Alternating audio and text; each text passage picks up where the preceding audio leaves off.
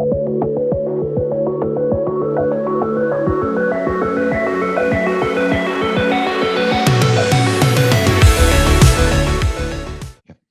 what's your take on this? To add with Alan, this usually AI is, there's lots of misconception out there, but to add to what Alan is saying is, there's AI and automation. They're two different things, in my opinion. Automation will continue to happen and has been happening for the past X amount of years, when we will continue doing automation processes, which will make businesses faster and improve things. And that is automation. Okay.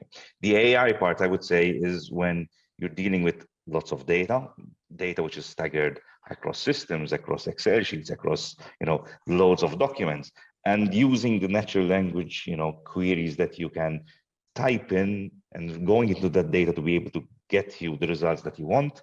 That is the AI, which I would say, what is the buzzword, why we're talking about AI.